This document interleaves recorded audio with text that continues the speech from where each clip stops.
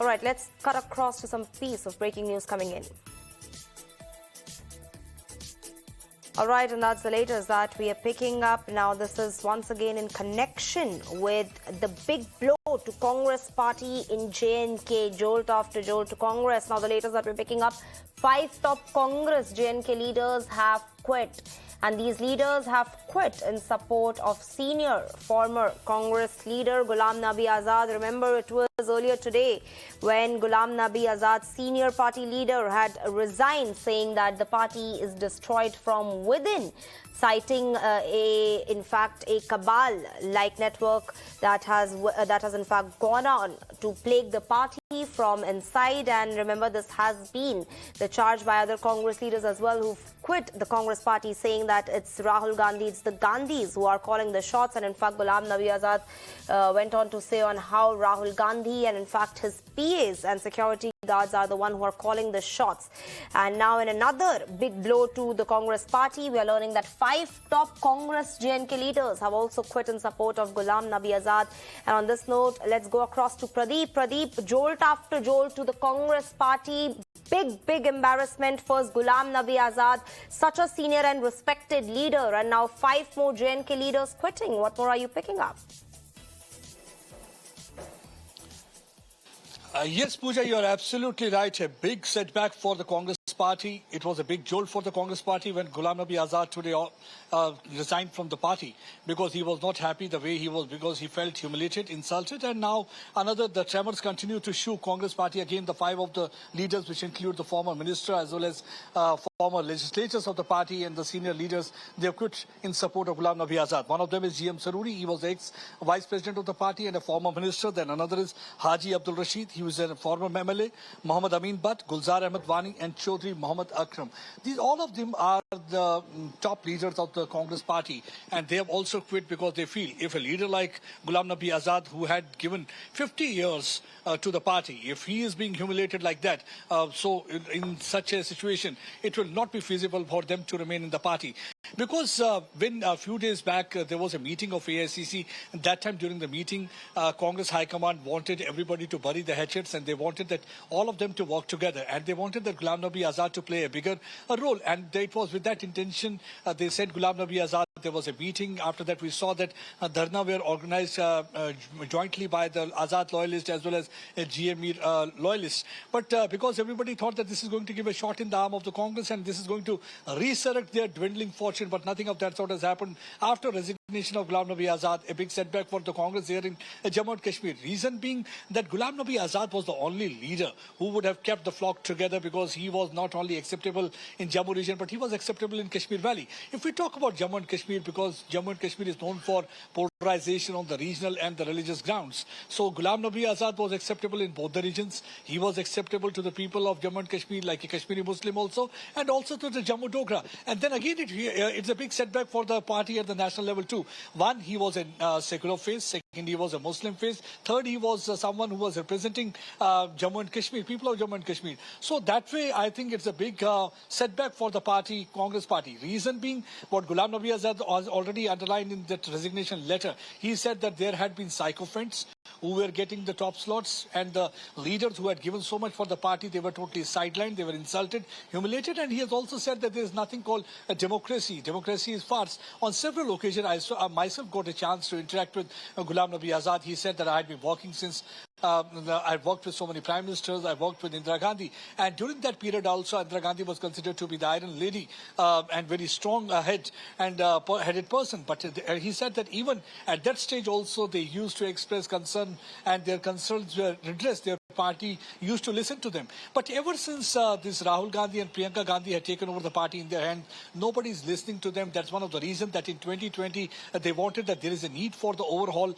of the Congress party. He said that if we are suggesting something to the party, that should not be seen as a rebellion. But unfortunate thing is that people are trying to be more closer to Parivar than to the party, and the people who have given to the party, they are being sidelined. So that was the reason that he was feeling choked and suffocated for quite some time. And finally today, he has decided to bid adieu to the party. And the moment he bid adieu to the party, we saw that many of his loyalists came out openly. I had been interacting with them since morning. They said that we are also going to offer resignation. Now these 4 or 5 Congress leaders, ex-ministers, ex-MLAs, and tall leaders from the different parts, both from Valley as well as from the Jammu region, like G.S. Saruri.